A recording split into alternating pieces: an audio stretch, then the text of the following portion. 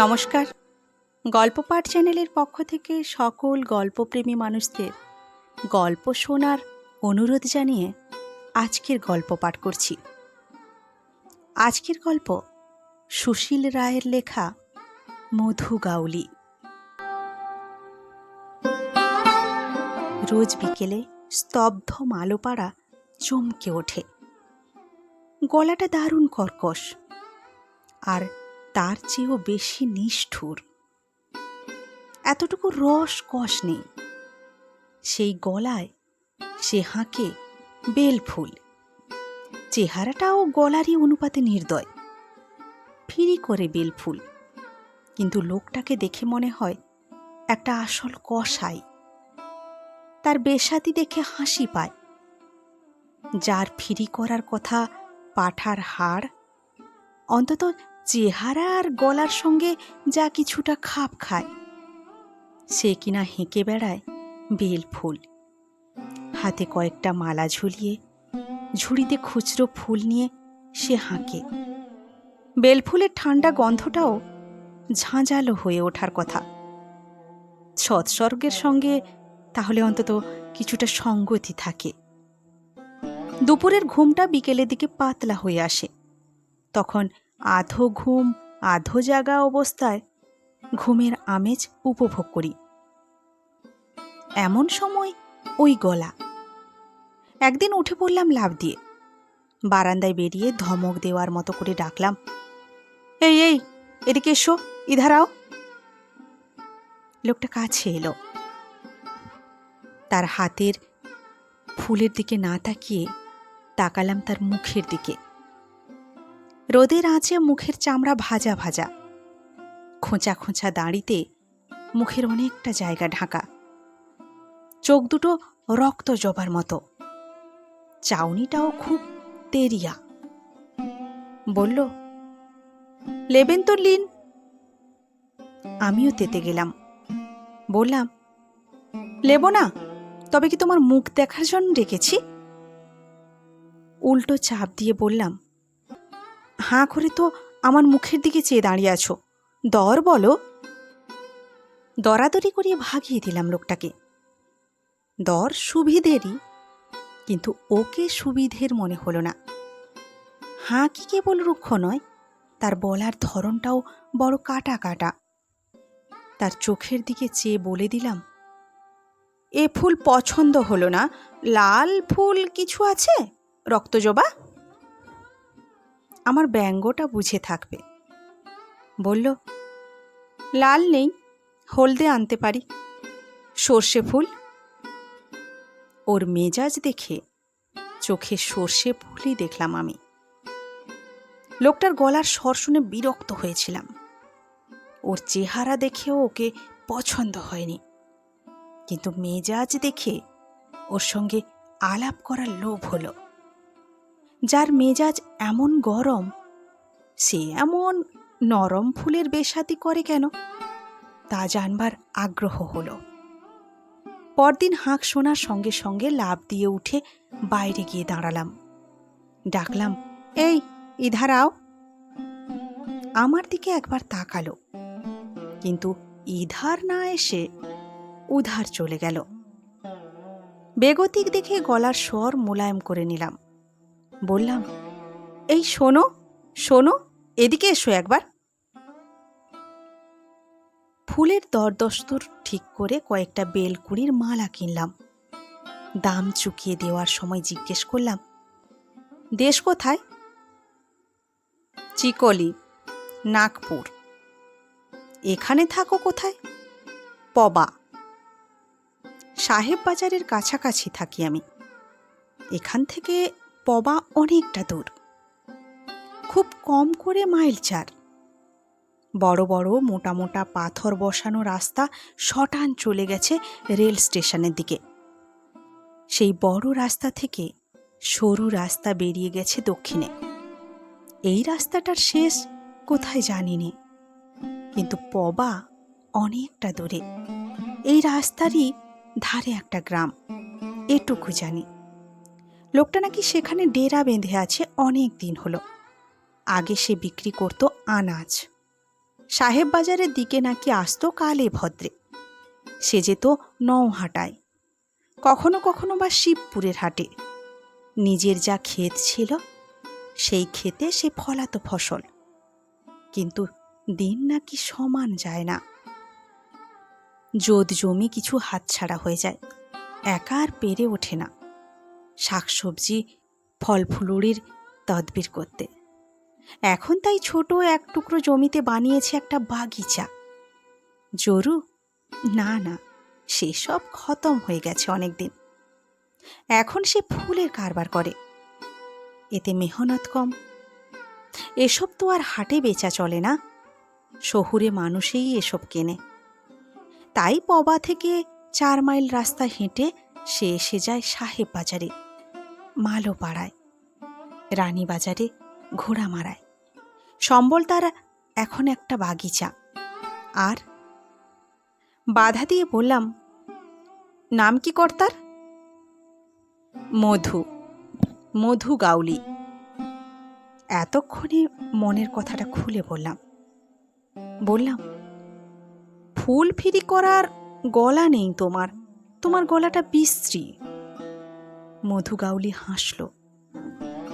সে হাসিটায় স্পষ্ট দেখতে পেলাম বেল ফুলের মতো ধবধবে 2 সারি দাঁত।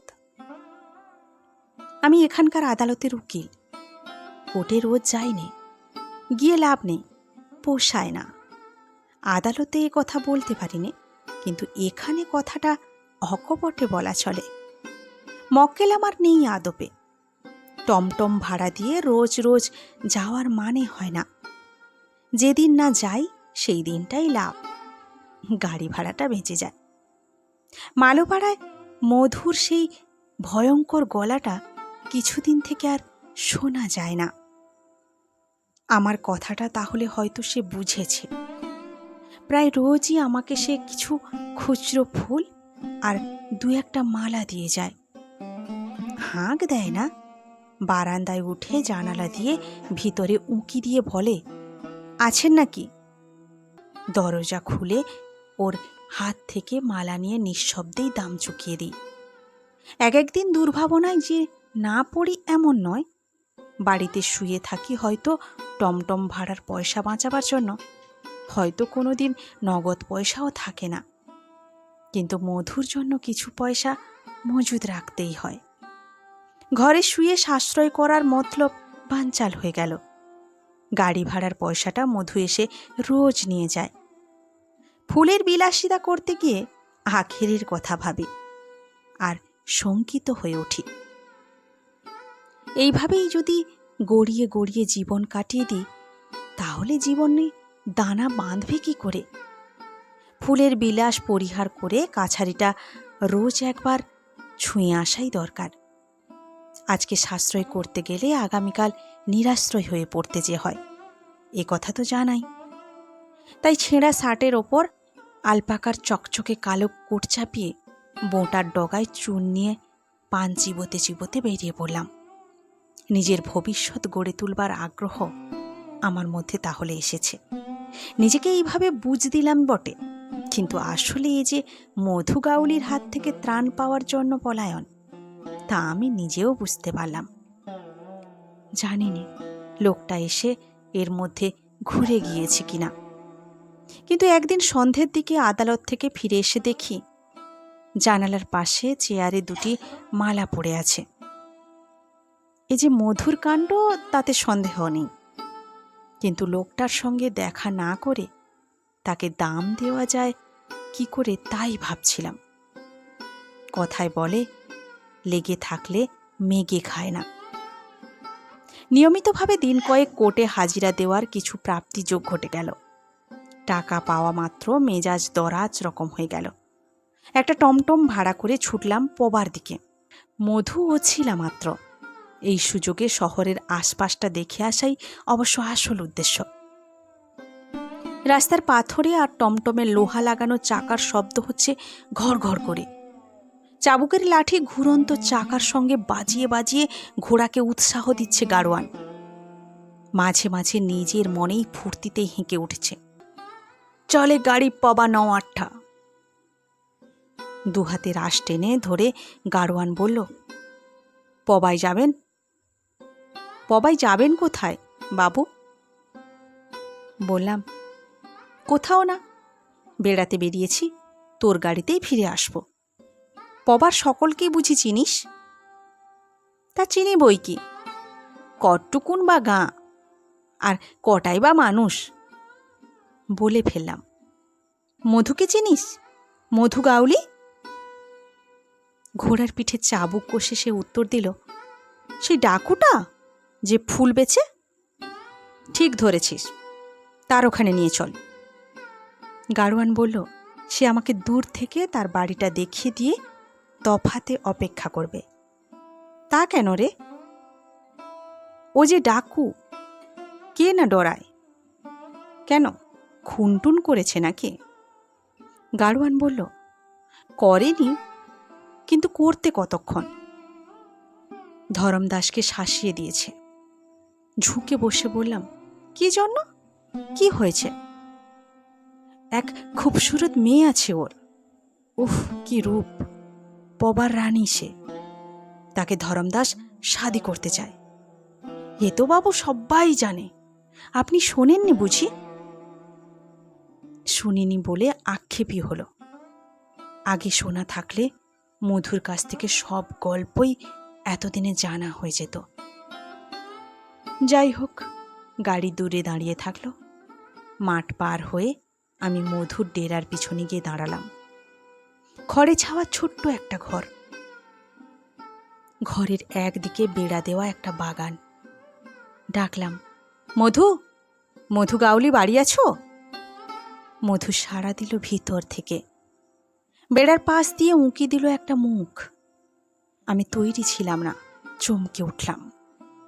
সে মুখ সত্যি একটা মুখ যেন নয়, জীবন্ত একটা সূর্যমুখী। গাড়োয়ানের কথা তাহলে মিথ্যে নয়, পবার রানী তো বটে। পশ্চিম আকাশে এখন যে রক্ত সন্ধ্যা দেখা দিয়েছে, ওই সূর্যমুখী মুখে যেন তারই পরিপূর্ণ ছায়াও দেখতে পেলাম। এক ঝলকের দেখা, কিন্তু দু চোখ তাতেই অপলক হয়ে গেল। মধু বেরিয়ে আসা মাত্র ধমকের সুরে বললাম, এসব আরম্ভ করেছ কি? ফুল দিয়ে এসেছ, দাম নিয়ে আসনি? আজ ধমক খেয়ে হেসে ফেলল মধু। এবড়ো খেবড়ো দাড়ি ভর্তি মুখ, আর সেই ভয়ঙ্কর ঠোঁটের নিচে বেল ফুলের মতো ধবধবে সাদা দাঁতের সার। ওর হাতে পয়সা গুঁজে দিয়েই চলে আসছিলাম। মধু এগিয়ে এসে বলল, থাক, আমি যাব, নিয়ে আসব। আবছা আলোয় দূরে আমার টমটম দাঁড়িয়ে, এখান থেকে ওটাকে কাঠকয়লায় আঁকা একটা ছবির মতো দেখাচ্ছে। আমি এক পা করে এগিয়ে যাচ্ছিলাম। মধু বলল, রাঙা ফুলের কথা বলেছিলেন একদিন, সেটা দেখে যান। থমকে দাঁড়ালাম। মধু হাঁক দিল, দুজিয়া। বাপের ডাক শুনে ছুটে এলো সে। মধু সগর্বে বলল, এই আমার মেয়ে, রাঙা ফুল। মনে মনে বললাম, কিন্তু একে যে এক্ষুনি হলুদ রঙের সূর্যমুখীর সঙ্গে তুলনা করে ফেলেছি। নোংরা কাপড় পরনে, মাথার চুল রুক্ষ, কিন্তু তার মুখের রং আর চোখের চাহনিতে যেন ধন্য হয়ে গেছে ময়লা কাপড়খানা আর তেলহীন চুলের রুক্ষতা। সে দাঁড়িয়েছে তার বাপের গা ঘেঁষে। মনে হলো বাজে পোড়া বটগাছের আশ্রয়ে যেন সদ্য একটা মল্লিকার চারা গজিয়ে উঠেছে। কি বলবো ভেবে পেলাম না। নতুন কি বলে সুখ্যাতি করব একে? পবার রানী বলে তো অভিষিক্ত হয়েই গেছে। এরপর মধু এসেছে অনেকবার, তাকে কোনো কথা জিজ্ঞাসা করিনি, তার মেয়ের প্রসঙ্গও তুলিনি। মনে মনে ভেবেছি, চোখে যা দেখে এসেছি তাই লেগে থাক দু চোখে। বেশি কিছু জানতে গেলে স্বপ্নের মতো সেই সৌন্দর্যটা হয়তো ভেঙে অদৃশ্য হয়ে যাবে। একবার অনুশোচনাও হয়েছে, ভেবেছি না গেলেই হতে পারত পবায়। অকারণে মনের মধ্যে একটা উদ্বেগ আর অশান্তি এনে জড়ো করা হয়েছে। নিশ্চিন্ত আরামে নির্বিকারভাবে যেমন পড়ে থাকতাম নিজের ঘরে, তেমনি পড়ে থাকাই উচিত ছিল।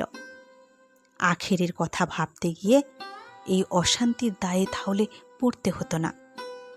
সত্যি কথা বলতে কি, মধুর কন্যার কথা এখন প্রায় সব সময়ই ভাবি তার বাপের কথাও। এমন বাপ, এমন মেয়ে পেল কোত্থেকে? ওর মাকে তো তবু দেখেননি বাবু। এ যদি হয় ফুল, সে ছিল তারা। এ যদি হয় তারা, সে ছিল চাঁদিমা। চিকলির নাম শুনেছেন? আর হরিণিয়ার? এই দুই গাঁয়ের লোক পাগলা বনে গিয়েছিল বাবু। দুজিয়া যদি পবার রানী, সে তো তবে দুনিয়ার রানী। হাঁটুর মধ্যে মাথা গুঁজে বসল মধু গাউলি। অনেকক্ষণ বসে রইল সেইভাবে। মনে হলো সে যেন কাঁদছে। 2-3 বার ডেকেও উত্তর না পেয়ে উঠে গিয়ে তার পিঠে আঙুলের খোঁচা দিয়ে বললাম, এই মধু, আমারই ভুল হয়েছে। সে কাঁদছিল না। 2 চোখ তার শুকনো, কিন্তু রক্ত জবার মতো লাল। কি হলো রে? কুছ নেই। আর কোনো কথা না বলে সে উঠে চলে গেল। মজা মন্দ না। কোথাকার একটা কে, তার জন্য অশান্তির আর উদ্বেগের শেষ নেই। দুনিয়া খুঁজলে এমন কত মধুই হয়তো পাওয়া যাবে, আর এমন কত। থমকে গেলাম। না, বোধ হয় এমন কত দুজিয়া হয়তো পাওয়া যাবে না। কেবল দুজিয়া নয়, সেই দিনকার সেই রক্ত সন্ধ্যাটাও লেগে আছে আমার চোখে। প্রত্যহই হয়তো পশ্চিমের আকাশে সেজে গুজে এসে দাঁড়ায় ও রক্তসন্ধ্যা। আগেও তো কতদিন কত বিচিত্র রঙের বাহার নিয়ে সে এসে দাঁড়িয়েছে চোখের সামনে। কিন্তু পবার সন্ধ্যাটা সব সন্ধ্যাকে এভাবে ম্লান করে দিল কেন? শুধু কি সন্ধ্যাটাই? সেদিনের সেই 2 চাকার টমটম গাড়িটাও একটা ছবির মতো লেগে আছে চোখে।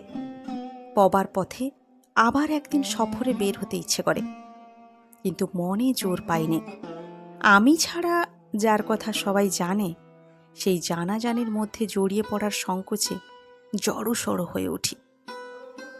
কেবল বেলফুল নয়, জবা জুঁই আর একগুচ্ছ সূর্যমুখী এনে রাখল আমার টেবিলে মধু। বললাম, আছিস কেমন? ভালো। আর বাড়ির সকলে? মধু সরাসরি জবাব দিল, কে? দুজিয়া? আচ্ছাই হ্যাঁ, লেকিন। কি যেন বলতে গিয়ে মধু থেমে গেল। দম নিয়ে বলল, লেকিন ওই ধরমদাস। এই যে শোনা নাম। সোজা হয়ে বসে বললাম, সে কে? কি হলো তার? কুছ নেহি। মধু বেরিয়ে গেল ঘর থেকে। আমিও বাইরে বেরিয়ে এলাম। বললাম, দাম দাম নিয়ে গেলে না? দাম নাকি সে নেবে না। আজ এটা আমাকেও ভেট হিসেবে দিল। নিজের গাছের ফুল, এতে তার আবার লোকসান কি? মধু হাসল, বলল, আমি ডাকু, আপ ভকিল। আমাকে তাহলে বুঝি হাতে রাখলে, কখনো কোনো ফ্যাসাদে পড়ে গেলে আমাকে দিয়ে কাজ হাসিল করবি? মধু আবার হাসল, অকপটেই বলল, জি হ্যাঁ। লোকটা তো চলে গেল হাসতে হাসতে, কিন্তু আমি ভয়ঙ্কর দুশ্চিন্তার মধ্যে পড়লাম। ওর দেওয়া ফুল থেকে যে সুগন্ধ বের হচ্ছে তাও ভালো লাগলো না। অন্যমনস্ক হয়ে বসেছিলাম। খেয়াল হতেই দেখি আমার হাতে সূর্যমুখীর গুচ্ছটা। মধু নাকি বরাবর এমন ছিল না। এমন বর্বর আর এমন বিভৎসতাকে বানিয়েছে নাকি 5 জন মিলে। বহু দূরের সেই নাগপুর, সেখানকার সেই চিকলি গাঁ, সেখানে ছিল তার ছোট্ট ঘর আর ছোট্ট সংসার। ছিল তার কয়েক ফালি চাষের ক্ষেত। চাষবাস করত দুজনে মিলে, সে আর তার জরু। কিন্তু দিন কি যেমন চাইবে তেমন চলে। সারাটা দিন খেতে খেটে ঘরে ফিরত। দুজিয়ার মা গাইত কাজরি গান, আর সে নাকি সুর বাজাত কাঠের বাঁশিতে। সেসব এখন খোয়াব। দুজিয়া তখন এতটুকু সব ছিল বাবু, ছিল না শুধু। মধু শূন্যে বুড়ো আঙুলের টোকা দিয়ে বলল, ছিল না শুধু টঙ্কা, তাই রাখতে পারলাম না তার মাকে। সে বুঝি চলে গেল তোকে ছেড়ে? ফোঁস করে উঠল মধু। বলল, ছেড়ে যাবার মেয়ে সে নয়, তাকে কেড়ে নিয়ে গেল। কে? একটু স্তব্ধ হয়ে বসে ফের শূন্যে ঝুন দিয়ে সে বলল, টঙ্কা, সেট গোবিন্দ, তার টাকা আছে, আমি পারবো কেন? কেড়ে নিয়ে চলে গেল। শেঠজি বলে গেল ও নাকি আমার ঘরে বেমানান। তোর বউ কি বলল? কুছ নেহি, বলতে দিল কই তাকে, সে শুধু কাঁদতে লাগলো। হ্যাঁ, বলেছিল আমি যেন সবুর করি, সে ফের ফিরে আসবে। 4 বরস সবুর করেছি, ফিরতে পারেনি। তাই ঘর ছেড়েছি, ডেরা ছেড়েছি, মুলুক ছেড়েছি, ডাকু বনে গিয়েছি। খুনটুন করেছিস নাকি কাউকে? মধু বলল, না, লেকিন খুন চেপে আছে মাথায়, সাপ করব ওই ধরমদাসকে। ফের সোজা হয়ে বসে বললাম, সে করেছে কি? কুছ নেহি, শাদি করতে চায় দুজিয়াকে। ছাদ করে উঠল বুকের ভিতরটা। বললাম, বিয়েই যখন করতে চায় তাতে খুন করার কি আছে? খুন করার নাকি হেতু আছে। ধরমদাসের নাকি টঙ্কা নাই, যার টাকা নাই তাকে সে মেয়ে দেবে কেন? সে কি রাখতে পারবে, রুখতে পারবে? ছেলেটা নাকি নওহাটার মুদির দোকান খুলেছে কিছুদিন হলো, তাতে আর পায় কত? তোর মেয়ে যদি ভালো হয়, মধু বলল, ওর মাও আচ্ছা ছিল, কিন্তু রুপিয়া ছিল না আমার, তাই হার হয়ে গেল। তবে মেয়ের বিয়ে কি দিবি নে? জরুর দেব, তাগত আছে, টঙ্কা আছে, এমন জবরদস্ত আদমি যদি পাই। হেসে উঠলাম। বললাম, তোর মেয়ে যা দেখতে, ঢেঁড়া পিটে দিলে লাখো লাখো লাখপতি এসে হাজির হবে। খুব খুশি হয়ে উঠল মধু, দাঁত বার করে হেসে ফেলল। ওই হাসির মধ্যে এক ঝলক যেন দেখতে পেলাম আসল মধুটাকে। বাইরে ওর যে চেহারা, সেটা যেন আসল চেহারা নয়, শেঠ গোবিন্দের দেওয়া একটা আবরণ মাত্র। লোকটা প্রচণ্ড ঘা তাহলে দিয়েছে মধুকে। দেশের ভিটে মাটি ছেড়ে তাকে চলে আসতে হয়েছে এক অচেনা অজানা ভিনদেশে। সে এসে এমন একটা নির্জন ও নিরিবিলি জায়গা নাকি বেছে নিয়েছে, অনেক ভেবে চিনতে, যেখানে অনেক টাকার মানুষ নাই আর মানুষের টাকা নাই, যেখানে চিকলির মতো অত মানুষের ভিড় নাই। এখানে সে তার মেয়েকে যাতে আগলে ঢেকে রাখতে পারে, এই ছিল তার ইচ্ছে। কিন্তু রেহাই কি তার আছে? পবার রাস্তা দিয়ে যেই যায় সেই একবার তাকাবে তার ডেরার দিকে। দুজিয়ার নাম চারিদিকে কি করে চালু হয়ে গেল ভাবতে তার নাকি তাজ্জব লাগে।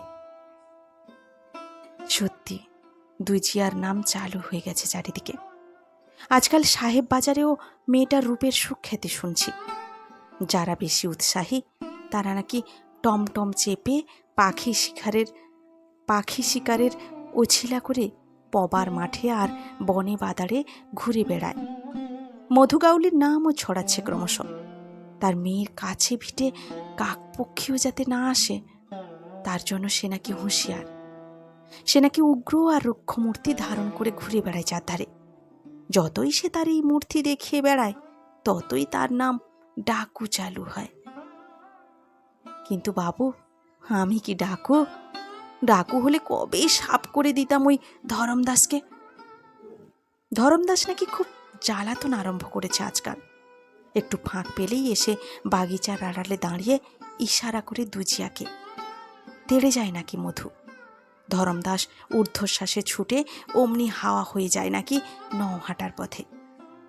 মধুর কাছে গল্প শুনি আর মনে হয় এ যেন সত্যিই একটা গল্প। তার সঙ্গে গিয়ে পবার মাঠে দাঁড়িয়ে এই তামাশা দেখার স্বাদ হয় এক এক সময়। তামাশা দেখার ছল করে তার বাগানের সূর্যমুখী যদি দেখে আসা যায়, মন্দ হয় না নেহাত। কিন্তু মধু একবারও পিড়াপিড়ি করে না, টানাটানিও করে না। মাঝে মাঝে আলগোছে শুধু 2-1 দিন বলে তার ডেরায় একবার যেতে। তোর না হয় পছন্দ না ধরমদাসকে, কিন্তু তোর মেয়ে কি বলে? তার কি মত? মধু গুম হয়ে গেল, কোনো উত্তর দিল না। আবার বললাম, মেয়েকে জিজ্ঞেস করেছিস? মধু বলল, মেয়েও চায় ওকে, ধরমদাসকে। পরামর্শ দেওয়ার মতো করে বললাম, তাহলে রাজি হয়ে যা, যার যা বরাতে আছে হবেই।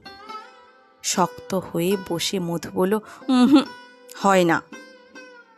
যা বুঝেছে সার বুঝেছে মধু গাউলি। তার রকম দেখে মনে হচ্ছে এতটুকু কথার নড়চড় তার হবে না। শেঠ গোবিন্দ তার জীবনটাকে তাহলে কঠিন করে দিয়ে গেছে।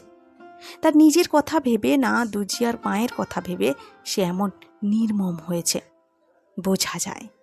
কিন্তু নির্মম সে হয়েছে। যুক্তি আছে অবশ্য মধুর। সে বলে, আজ তার মেয়ের চোখ ছলছল দেখে সে যদি রাজি হয়ে যায় তার কথায়, তাহলে কাল তার সর্বনাশটা সে ঠেকাবে কি করে?